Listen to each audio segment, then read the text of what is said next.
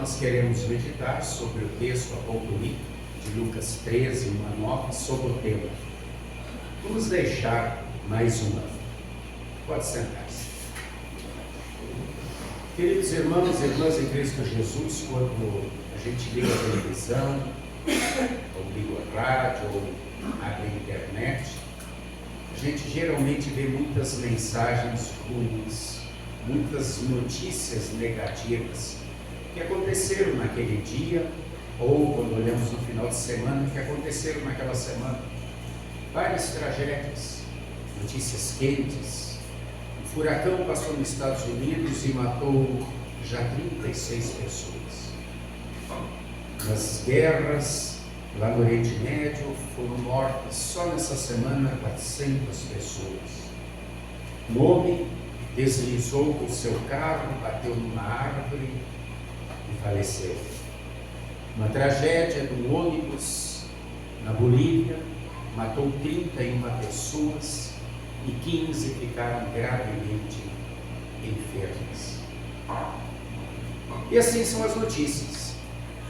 E quando nós ouvimos falar desse tipo de tragédia, desse tipo de notícia ruim, dessas catástrofes, são 4 as reações possíveis.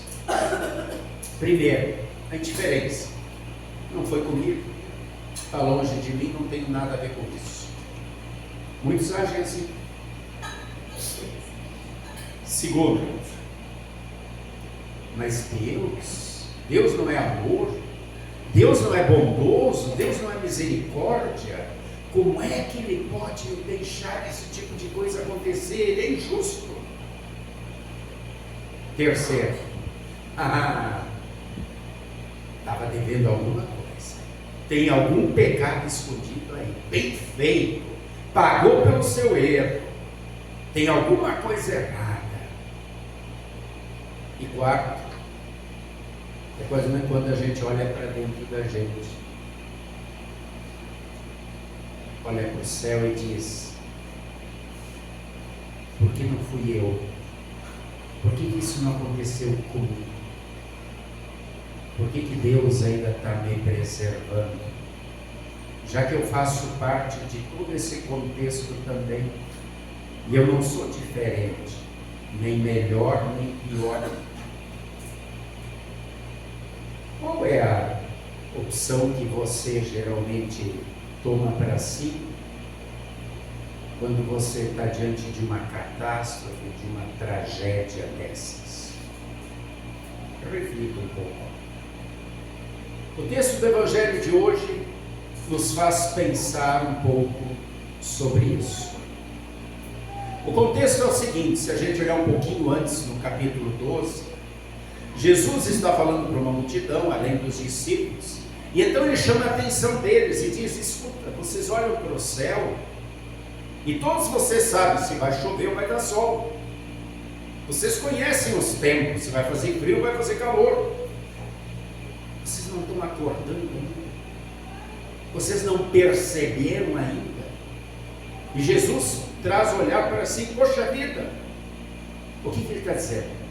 São milênios de profecias que apontavam para a vinda do Messias, do Cristo. E agora eu estou aqui. João Batista acabou de apontar, dizendo: arrependei-vos, porque está próximo o reino dos céus. E apontou para mim e disse: este é o Cordeiro de Deus que tira o pecado do mundo, e vocês não mudam. Vocês não se apenaram até agora. O que está acontecendo? Vocês não percebem o que está acontecendo? E quando Jesus está terminando de falar, entra o texto de hoje, de Lucas capítulo 13, aonde o texto começa dizendo: chegam alguns e questionam Jesus, dizendo o seguinte: Jesus, tu viu o que Pilatos fez? Quem era Pilatos? O governador romano, Pôncio Pilatos, aquele que depois vai condenar Jesus à morte. Ele era cruel, ele era terrível. E o que Pilatos tinha feito? Então eles narram ele: tu Tu viu como ele pegou os galileus que estavam fazendo um sacrifício no templo e sacrificou eles, matou eles e misturou o sangue deles com o sangue do sacrifício? E aqui a gente faz uma pequena pausa só para lembrar o seguinte: Jesus era galileu. A maior parte dos discípulos dele eram galileus. E aí Jesus responde e diz: vocês acham que esses galileus eram piores do que os outros galileus? Eu digo que não. Mas eu digo outra coisa: se vocês não se arrependerem dos pecados, vocês perecerão. E aí Jesus traz para eles. Eles falaram dos galileus. Aí Jesus diz assim: e vocês lembram daqueles 18 que morreram quando desabou a torre de Siloé? Jerusalém é uma cidade muito grande, um grande muro, várias torres, e uma delas se chamava Torre de Siloé. E quando os trabalhadores estavam lá trabalhando, ela ruiu e matou 18 pessoas. Tinham falado dos galileus, agora Jesus traz para eles. Então Jesus pergunta: vocês acham que esses 18 eram piores que os outros moradores de Jerusalém? Eu vos afirmo que não. Agora eu afirmo que se vocês não se arrependerem, vocês perecerão. E logo de imediato Jesus inicia uma pequena parábola dizendo o seguinte: um senhor que tinha uma grande vinha, e nessa vinha tinha uma figueira, e ele, fazendo a vistoria, olha e vê que essa figueira não tem frutos.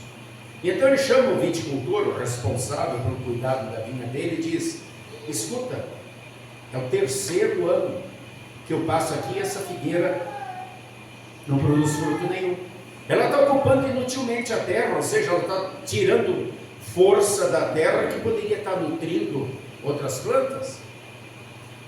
Passa o machado, corta ela. E o viticultor diz: senhor, vamos fazer o seguinte, vamos deixar ela mais um ano. Eu vou afofar a terra, eu vou botar esterco, eu vou botar estrume, adubo, e aí, se ela produzir figos, legal. Se não, pode cortá-la. Jesus estava no seu 3º ano de ministério. Fazia 3 anos que ele estava ensinando, que ele estava falando, que ele estava curando. E cadê os frutos? É como se ele estivesse dizendo: olha, o pai está querendo passar o machado aí. Vocês não mudam. Vocês não viram os sinais dos tempos. Vocês não estão notando, vendo que eu sou o Messias prometido. Isso não faz diferença para vocês. Daqui a pouco pode acontecer o que aconteceu com esses galileus, o que aconteceu com o pessoal da Torre de Siloé. Eu ainda estou afofando a terra. Eu ainda estou colocando adubo.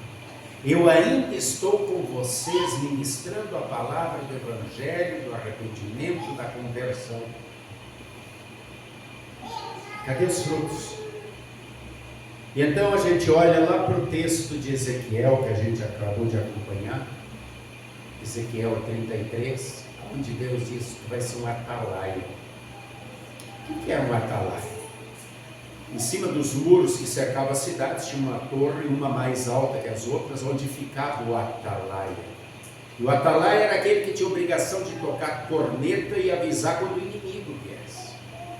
E Deus lá diz para Ezequiel: você vai fazer isso, você vai anunciar a conversão, o arrependimento. Se os perversos, aqueles que estão vivendo no pecado, forem convertidos, ótimo. Se eles não aceitarem a palavra, tu não tem mais nada a ver com isso. Agora fale. João Batista falou. E agora Jesus estava falando. E muitas pessoas ainda não estavam ouvindo. Jesus, com aquela menção aos 18, quando ele responde sobre a questão dos mortos por Pôncio Pilatos, ele também quer dizer para cada um de nós que a gente não tem que olhar tanto para o lado, para os outros. A primeira opção que eu falei da indiferença não deve ser nossa. A segunda, colocar a culpa em Deus, também não. A terceira, procurar um pecado no outro, que é tão comum, também não. O que Jesus espera é que a gente olhe para a gente, reconheça a nossa fragilidade, a nossa fraqueza, a nossa situação como pessoas que estão também vivendo em pecado e que precisam da graça, do amor de Deus enquanto é tempo, enquanto o machado não foi colocado. E a gente tem sim essa tendência de sempre achar que o outro tem um pecadinho maior do que a gente. Por isso ele merece um castigo maior do que a gente. Lembra onde ele faz? Jó tinha perdido a família, tinha perdido tudo, estava doente, aí os amigos veio lá aconselhar, e um chamado Elifaz diz assim: está sofrendo tudo isso porque tu tem pecado escondido. E não era.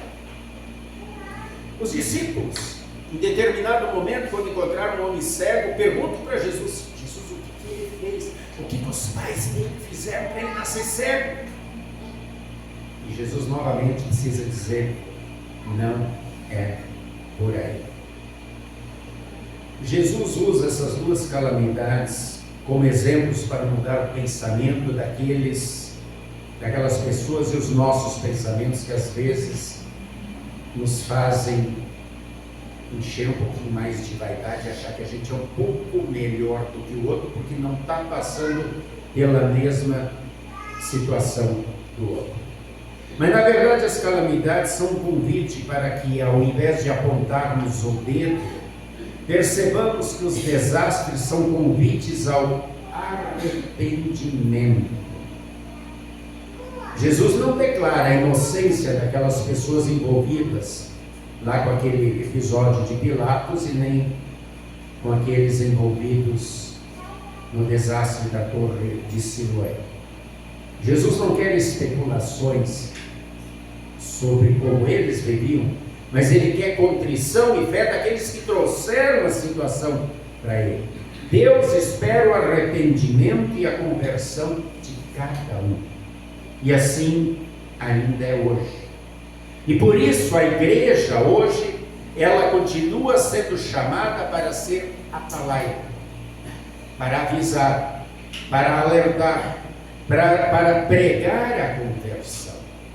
Por que Deus não veio ainda e não passou o machado? Isso não acabou com o mundo. Pedro responde dizendo: não pensem que Deus está dormindo, mas Ele é longânimo, Ele é paciente, esperando que mais pessoas se arrependam, se convertam e sejam perdoados. Portanto, as tragédias continuam e continuarão acontecendo até o final dos tempos. Quando olharmos tragédias ao nosso redor, não julguemos, mas agradeçamos a Deus porque ainda não é comigo. E aproveitemos o agora para agirmos como filhos de Deus. Todos nós estamos plantados na vinha do Senhor. Era uma grande vinha e tinha uma figueira. A vinha é a igreja, e cada um de nós é uma árvore diferente. Uma figueira, uma macieira. Cada um de nós tem dons, talentos diferentes, e Deus espera colher frutos. Frutos de arrependimento, frutos de conversão, frutos de amor, bondade, misericórdia, longanimidade, benignidade, consolo, esperança.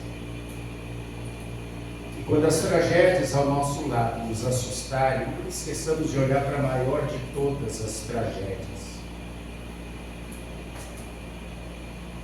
A tragédia que aconteceu na cruz, quando o próprio Filho de Deus se fez homem para morrer pelos meus, pelos teus, pelos nossos pecados, para que nós não fôssemos condenados a uma eternidade sem Deus. Querido irmão, querida irmã, diante das tragédias, diante dos problemas que enfrentamos no dia a dia, precisamos muito da ajuda de Deus. Eu não sei qual é a dificuldade, qual é o problema que você está passando, ou talvez uma tragédia. Eu sei quem pode te ajudar, quem quer te ajudar.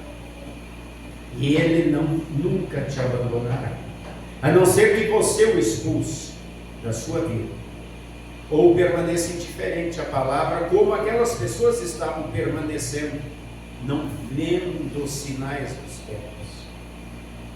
Os sinais estão todos aí. E Jesus vai voltar. E que enquanto Ele não chegar, eu e você possamos realmente olhar para a cruz e que aquilo que aconteceu na cruz faça diferença na nossa vida. Foi sem nós merecermos, mas foi por amor que Jesus derramou seu sangue salvador para perdoar todos os nossos pecados, nos incluir na família do Pai, na vinha.